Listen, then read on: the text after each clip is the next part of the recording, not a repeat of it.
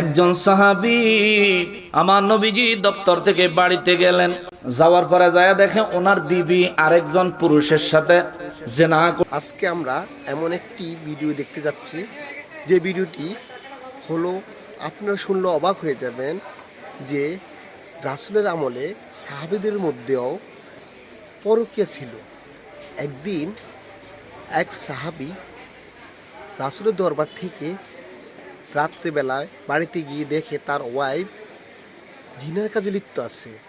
তখন সাহাবী অনেক কষ্ট পেলেন, কিন্তু ওনার কিছু করার ছিল না, কারণ যে কোনো কিছুর জন্য 4 জন সাক্ষী লাগবে। এত রাতে উনি বাড়িতে কোথায় সাক্ষী পাবেন? তারপর তিনি ধৈর্য ধারণ করলেন এবং পরের দিন আল্লাহর রাসূলের কাছে উনি বিচার দিলেন। চলুন আমরা কিছুক্ষণ ভিডিওটি দেখে আসি। নবীজি রাহমাতুল লিল আলামিনের দরবারে চলে গেছে, যে বলে নবী গো, ও দয়াল নবীজি, আমি গত রাতে এই রাতে আপনার দরবার থেকে বাড়িতে যায় দেখি আমার বিবি জিনায় লিপ্ত। 4 জন সাক্ষী ছাড়া তো বিচার দেওয়া যাইতো না, কিন্তু ওই আল্লাহর শপথ করে বলি আমি সত্য বলতেছি আমার বিবি জিনায় লিপ্ত ছিল। হুজুরের বিচার কি হবে? নবীজি চুপ করে রইলেন, কেননা আল্লাহ ফয়সালা দিবেন 4 জন সাক্ষী সহ যদি অপরাধ আসে তাইলে তার সাজা হবে। এখন একজনও সাক্ষী নেই, স্বামী বলতেছেন হুজুর এই অপরাধ করছে। নবীজি বললেন ঠিক আছে, তোমার বিবিকে খবর দাও। তার বিবিরে আনাইছে, জিজ্ঞাসা আপনি কি কাম করছেন? কয় জীবনও না। নবীজি জিজ্ঞেস করছেন এই কাজ আপনি করছেন? কয় না আমি করি না। এখন কি কঠিন পরিস্থিতি হয়েছে, সাক্ষীও নাই, আবার বউকে করি নাই, জামাই কয় করছে। এখন এই বউ যদি জামাইয়ের ঘরে পাঠায় দেয়, জামাই তো দেখছে, 2 জনের মধ্যে একজন তো অপরাধী। যদি স্ত্রী এই কাজ করে থাকে তাহলে স্বামীর চোখে স্ত্রী অপরাধী, যদি স্ত্রী এই কাজ করে না থাকে তাহলে স্ত্রীর চোখে স্বামী অপরাধী। স্বামী তার বিরুদ্ধে মিথ্যা বিচার দিছে, একটা মহা মুসিবত হয়ে গেছে না? আমার নবী রাহমাতুল লিল আলামিন বলেন, সাহাবীরা রে, ও সাহাবীরা অপেক্ষা করো, ধৈর্য ধরো, রব্বুল ইজ্জতের দরবার থেকে কি বিচার আসে দেখি। আমার রব্বুল ইজ্জত বলেন, নবী গো, ও দয়াল নবীজি, দুনিয়ার কোন মানুষের ক্ষেত্রে যদি এমন হয়, হযরতে হেলাল ইবনে উমাইয়া রাদিয়াল্লাহু তাআলা আনহু সাহাবী, যার বিবির সাথে এই ঘটনা, রব্বুল ইজ্জত বলেন, নবী গো, ওয়ায়াদরাউ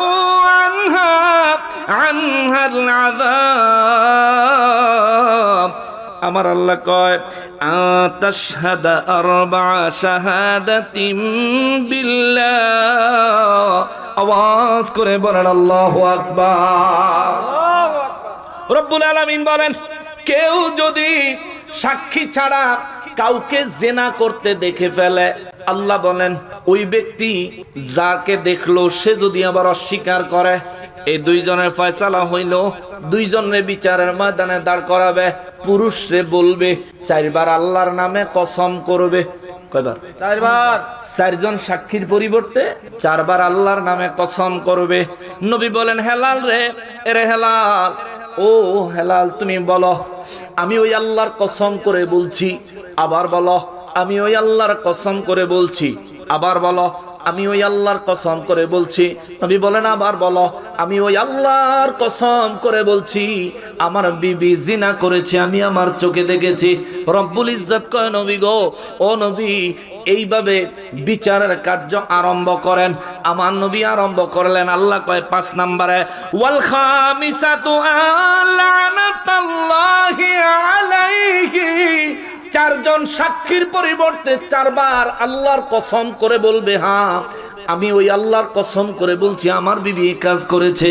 5 নম্বরে সে কইব, আল্লাহ শিখাইয়া দেয়, ওয়াল খামিসাতু আলানাতাল্লাহি আলাইহি।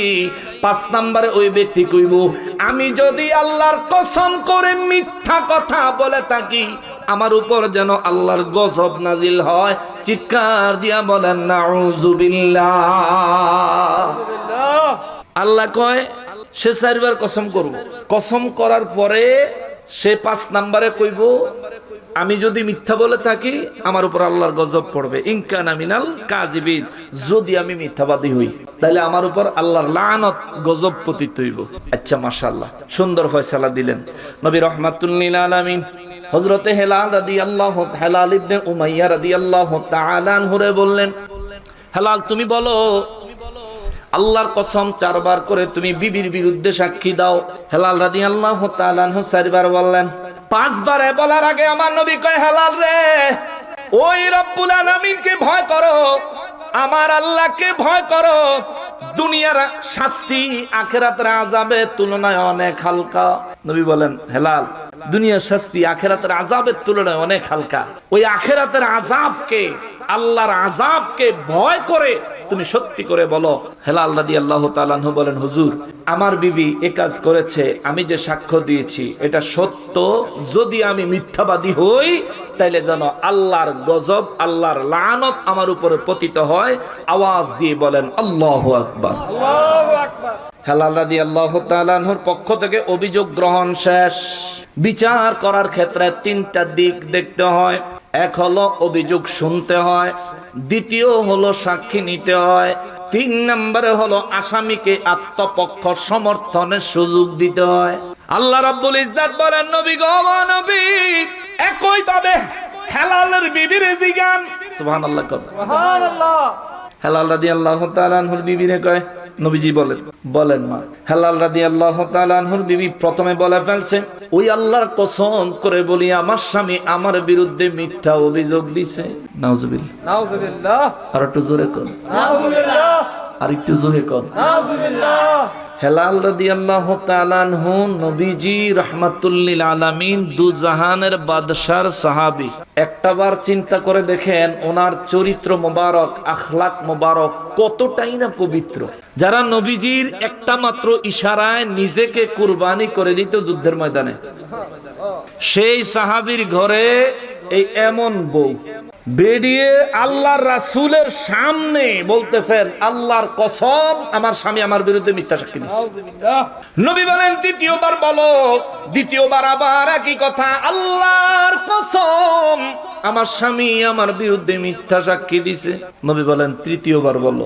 তৃতীয়বার বললেন, আল্লাহর কসম আমার স্বামী আমার বিরুদ্ধে মিথ্যা সাক্ষ্য দিয়েছে। নবী বলেন, চতুর্থবার বলো।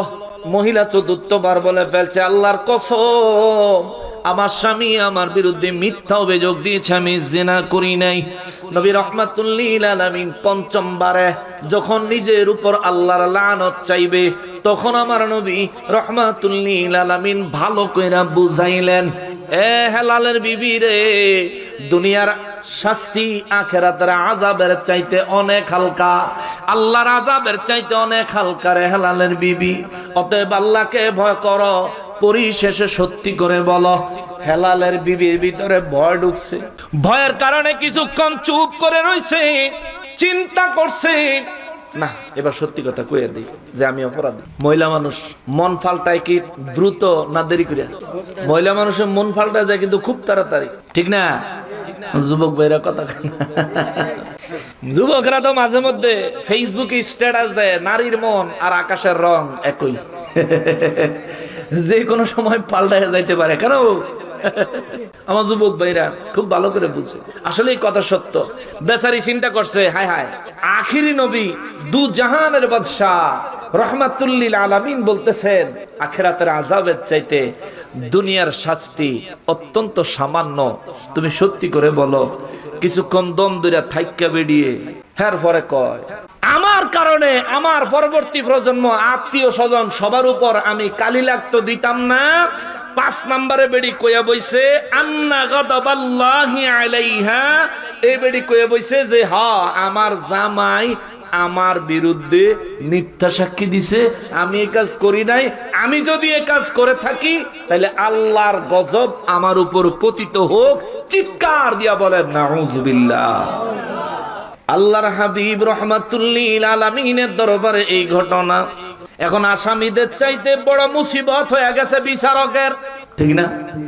কি রায় দিব? আল্লাহ ফয়সালা দিছে 4 জন সাক্ষী লাগবো।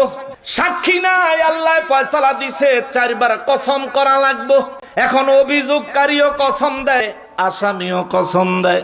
আল্লাহ ফর্মুলা দিছে, 5ম বার অভিযোগকারী আল্লাহর লানত, আল্লাহর গজব নিজের উপরে ডাকবে, আর 5ম বার আসামিও আল্লাহর গজব নিজের উপরে ডাকবে। যদি এর মধ্যে কোনো পার্থক্য না হয় তাইলে কি হবে? আল্লাহ তো কইছে যে কসম করার পরে 5ম বার নিজের উপর আল্লাহর গজব ডাকবে, ওই ব্যক্তি নাজাত পাবে, ওই ব্যক্তির উপর কোনো বিপদ হবে না, তার জন্য জিনার কোনো শাস্তি বর্তাবে না। এখন দুইজনেই যখন কসম কইরা ফালাইছে, আল্লাহর কোরআনুল কারীমের হুকুম তো শেষ, আল্লাহর কোরআনুল কারীমের হুকুম বাস্তবায়ন তো শেষ। এইবার বিচার কেমনে করব রে ওয়াহাবি, তুই কইয়া যা, ঠিক কিনা? এইবার আমার নবী ছাড়া উপায় নাই, এবার আমার নবী ছাড়া উপায় নাই। এবার আমার নবী রহমাতুল লিল আলামিন আল্লাহ পাকের দেওয়া পাওয়ারে ক্ষমতা ইলমে গায়েব প্রকাশ করে দিলেন। সুবহানাল্লাহ। এবার নবী কয় ইলমে গায়েব, সাহাবায়ে কেরাম সব চোখ কপাল উঠে গেছে সবার। হায় হায়, এখন কি হবে? এই মুহূর্তে কি হবে? হায় হায় ইয়া রাসূলুল্লাহ সাল্লাল্লাহু আলাইহি ওয়াসাল্লাম, নবী গো এখন কি হবে গো নবী, এখন কি হবে? আমার নূর নবী রাহমাতুল লিল আলামিন বলেন, এই মহিলার পেটে যেই বাচ্চা আছে, এই বাচ্চাটা জন্মাইলে আমি কয়টা লক্ষণ কইয়া দিব। এই লক্ষণগুলো যদি এই মহিলার বাচ্চার মধ্যে পাওয়া যায়, তাইলে বোঝা যাবে ওই বাচ্চাটা হেলালের। আর এমন কিছু লক্ষণ বলে দিব, যেই লক্ষণগুলো বাচ্চার মধ্যে দেখা গেলে বোঝা যাবে এই বাচ্চাটা হেলালের না। চিৎকার দিয়া বলেন আল্লাহু আকবার। তৎকালীন যুগে কি আল্ট্রাসোনোগ্রাম ছিল? একথা কর না, আল্ট্রাসোনোগ্রাম ছিল? প্রস্রাব টেস্ট করার মতো ডিজিটাল কাঠি ছিল? মহিলাদের গর্ভে বাচ্চা আইলে প্রস্রাবের ডিজিটাল কাঠি দিয়ে চেক করে না? চেক করলে তো বোঝা যায় তার প্রেগন্যান্সি নেগেটিভ না পজিটিভ। কিন্তু তৎকালীন যুগে এগুলো ছিল। তৎকালীন যুগে এই যে আল্ট্রাসোনোগ্রাম করে মানুষের গর্ভে সন্তান দেখে কেমনে আছে, পানি কম আসেনি, অক্সিজেন কম আসেনি, হার্টবিট কম আসেনি, স্বাস্থ্য খারাপ আসেনি, দুর্বল আসেনি, চোখ হইছেনি, হাত পা হইছেনি, বাচ্চা ঠিকভাবে আসেনি, মাথা জাগা মতন আসেনি, পা জাগা মতন আসেনি, হাত জাগা মতন আসেনি, পেটের ভিতরে কোন নারী বুড়ির সাথে পেশ খাইছেনি, এই সব বিষয় দেখার যে যন্ত্র, এটা হলো আল্ট্রাসোনোগ্রাম। কিন্তু 1450 বছর আগে রে রহমাতুল লিল আলামিন নিজেই আল্ট্রাসোনোগ্রামের চাইতেও আল্লাহর দেওয়া পাওয়ারফুল মুজিজা মোবারকের মাধ্যমে আমার নবী বলে দিলেন, হেলালের বিবির ঘরে যে সন্তানটা হবে, তার চুলগুলো যদি লালচে হয়, পায়ের গোছাগুলি যদি চিকন চিকন হয়, তাইলে বুঝবা হেলালের বাচ্চা। আর যদি বাচ্চার মাথার চুলগুলো কোকড়ানো হয়, তার নিতম্ব, তার পাছা যদি চ্যাপ্টা হয়, বাচ্চাটারে শোয়াইলে বাচ্চার 2টা পা, অনেক বাচ্চাদের দেখবেন হাঁটু পর এই সোজা হইয়া শোয় না, হাঁটু পর্যন্ত আইসা পাটা এমন হয়ে যায়, আছে না? যে পা 2টা জায়গাতে আছে কিন্তু হাঁটুটা মাঝখান দিয়া 2 সাইডে অর্থাৎ ছড়ায়া যায়। নবী বলেন যদি এই বাচ্চার 2টা পা জন্মের পরে ছড়ায়া যায়, নিতম্ব, তার পেছনটা যদি বেশি চ্যাপ্টা হয় তুলনামূলক স্বাভাবিক বাচ্চাদের চাইতে, তার মাথার চুলগুলো যদি কোকড়ানো হয়, নবী বলেন বুঝবা এটা হেলালের বাচ্চা না, হেলাল সত্যবাদী, তার বিবি মিথ্যাবাদী। চিৎকার দিয়া বলেন আল্লাহু আকবার। আরো জোরে বলেন না আল্লাহু আকবার। রহমাতুল লিল আলামিন কুরআনুল কারীমের ফর্মুলা মোতাবেক, ফয়সালা মোতাবেক আমার নবী রহমাতুল লিল আলামিন বিচার করলেন। পরে বাচ্চাটা কেমন হয়েছে খবর লাগবো নি? বাচ্চাটা কেমন হয়েছে খবর লাগবো না? আমাদের ইসলাম ধর্ম হলো শান্তির ধর্ম। ইসলাম আল্লাহর কোরআনের আইন যা বলেছে মানুষ শান্তির জন্য বলেছে। ইসলামের আইন করেছে একজন ছেলে যখন বালেগ হবে, একজন মেয়ে যখন যুবতী হবে, তখনই তারা যেন বিবাহের বন্ধনে আবদ্ধ হয়। এতে আর জিনার কাজ থাকবে না, পরকীয়া আসবে না, সমাজ ভালো হয়ে যাবে। কিন্তু আমাদের বাংলাদেশের সমাজে বলে মেয়েদের হলো 18 বছর আর ছেলেদের হলো 21 বছর, যার ফলে এর আগে দিয়েই ছেলে এবং মেয়ে জিনার কাজে লিপ্ত হয়ে যায়। এই কারণে আমাদের সবারই উচিত আমরা যেন ইসলামিক আইন মেনে মেয়েরা যখন উপযুক্ত হয়ে যায়, আসলে বয়সটা বড় কথা না, ছেলে এবং মেয়ে যখন উপযুক্ত হয়ে যায়, হুজুর বলেছে যখন স্বপ্নদোষ হয় তখনই ছেলেরা বালেক হয়ে যায়, আর যখনই একটা মেয়ের মাসিক হয় প্রথমবার তখন থেকেই সে যুবতীর পা মানে যুবতীতে চলে যায়। এই অবস্থায় তাদেরকে বিয়ে দেওয়া যায় যাচ্ছে, এবং এটাই এইভাবে যদি কোনো মা বাবা তাদেরকে বিয়ে দেয় তাহলে মা বাবা এই বিয়ের কারণে অনেক সওয়াব পাবে, এবং এই দম্পতি যতদিন সবের কাজে লিপ্ত থাকবে, যত ভালো কাজ করবে, এই সওয়াবটা তাদের মা বাবার আমল নামে এই সওয়াবটা যাইবে। তাই আমাদের সকলের উচিত যেন আমরা ইসলামী আইন মেনে চলে আমরা সমাজটা গড়ে তুলতে পারি। যোগ্যতা লাগে, এক হলো বয়স হইতে হইব প্রাপ্তবয়স্ক, দুই হইল স্ত্রীর দেনমোহর দেওয়ার সক্ষমতা থাকতে হবে, স্ত্রীকে দেনমোহর দেওয়ার সক্ষমতা থাকতে হবে, বিয়ের পর বিবির ভরণ পোষণ দেওয়ার ক্ষমতা থাকতে হবে। বুঝছেন তো? দেনমোহরও দেওয়ান লাগবো, ভরণ পোষণও দেওয়ান লাগবো। এই যোগ্যতা যদি আপনার থাকে, আর 3 নম্বরে যেটা আসলে 1 নম্বরে, আপনার শরীরে যৌবনের শক্তি থাকতে হবে। যাকে বিয়ে করবেন তাকে যেন যৌবন দিয়ে তৃপ্ত করতে পারেন। আপনার নিজের তৃপ্তি আসতে হবে, আপনার বিবিরও তৃপ্তি আসতে হবে। শারীরিক পূর্ণ সক্ষমতা, দেনমোহর দেওয়ার মতো সামর্থ্য এবং বিবির ভরণ পোষণ দেওয়ার মতন সামর্থ্য যেই যুবকের আছে, ওই যুবক যদি বিয়ে করে এটা হালাল হবে, বৈধ হবে, সওয়াবের কাজ হবে, আল্লাহর রাসূলের সুন্নাত আমল হবে। কোনো মা বাপ যদি কোনো যুবককে এইভাবে বিয়ে করে দেয়, ওই মা বাপকেও আল্লাহ তাআলা অনেক বড় সওয়াব দিবেন। এবং এই ছেলে বিয়ের কারণে, এই মেয়েকে বিয়ে দেওয়ার কারণে তারা জিনাত থেকে বেঁচে থাকার কারণে যেই পুত পবিত্র জিন্দেগি করবে, ওই জিন্দেগিতে যত পরিমাণ নেক আমল হবে আল্লাহ তাআলা ওই মা বাপের আমল নামায় তার সমপরিমাণ দান করবে। জোরে কন্যা সুবহানাল্লাহ। মুসলমানেরা রে, আমার পেয়ারা নবীর উম্মতেরা রে, এই জন্য বলি মা বাবারা একটু সতর্ক হতে হবে। মেয়েদেরকে প্রাপ্তবয়স্ক হলে বিয়ে দিয়ে দিবেন। এখন আগামী কালকে আলোচনার থেকে কাটটা নিয়ে ফেসবুকে লাগাইয়া দিব। দেহ বাংলাদেশের আইনে বিয়া হইব পুরুষের 21, নারীর হইব 18। নকশবন্দি হুজুরে কয়ে গেছে 15 বছর হইলে মাইয়ারে বিয়া দিয়া লাইতো, 16 বছর হইলে ফুলারে বিয়া করে লাইতো। আয় আয়, বাংলাদেশের আইনে রে নকশবন্দি হুজুর বিদ্যাঙ্গুলি দেখাইছে। না না না, আমি শরীয়তের কথাটা বললাম, বাংলাদেশের আইনের কথাও বললাম। শরীয়তও মানতে হবে, আইনও মানতে হবে। তবে মনে রাখবেন, শরীয়ত এমন ভাবে মানতে হবে যাতে করে আইন মানতে যায় ফলাফাইন জিনায় লিপ্ত হয়ে না যায়। কথা বলেন ঠিক কিনা? অবিবাহিত ফলাফাইন যদি জিনায় লিপ্ত হয়, যেমনে 100 বাড়ি দিত কইছে রে বাবা, এই ফোলা 100 বাড়ি খাইলে 3 মাসেও সুস্থ হইতে পারতো না। সুস্থ হইলেও এই শরীর দিয়া যায় ভালো কিছু কইরা খাইবো, হয়তো বা শরীরে সেই শক্তি সামর্থ্য নাও থাকতে পারে। শুধু তাই না, সমাজ থেকে জিনার মতো অপরাধ যদি দূর করতে হয়, সমাজ থেকে পরকীয়ার মতো অপরাধ যদি দূর করতে হয়, তাইলে অবশ্যই সঠিক সময়ে সন্তানদের বিবাহের ব্যবস্থা করতে হবে। সঠিক সময়ে সন্তানদের বিবাহের ব্যবস্থা না করলে জিনার পরিমাণ বাড়ার সম্ভাবনা, পরকীয়া করার সম্ভাবনা বেশি হওয়াটাই স্বাভাবিক। কথা কোন ঠিক কিনা? এই জন্য আমার আল্লাহ কয়, রব্বুল ইজ্জাতের হাবিব রাহমাতুল লিল আলামিনের মাধ্যমে নবী গো, নবী, দুনিয়ায় কেউ যদি জিনা করে ফেলে, আমাদের দেশে তো কোরআনের আইন নাই। আমাদের দেশে কি কোরআনের আইন আছে? কোরআনের আইন থাকলে চোর ধরলে হাত কেটে দিত। আমগো দেশে যদি চোর ধরে হাত কাটে, তাহলে যে বেটা হাত কাটছে হে বেটা সাজা হয়ে যাবে। ঠিক না? চোরের সাজা হইতো না। চুরি করছে চুরির বিচার হইব। চুরির বিচার কি? এই বিচার। আর যে হাত কাটছে, তুই ডাহাই, তোর ঘরের ডাহাই, তুই মানুষ মেরে নিবি, তুই আজিন্দা মানুষের হাত কাটতে লাগছ, তুই খনি। কত খনি রাস্তায় ঘুরে বেড়ায়, ঠিক কিনা বলেন? হ্যাঁ করে ধরতো না, কিন্তু আমি যদি কোরআন মোতাবেক বিচার করি তাহলে আমরা ধরবো।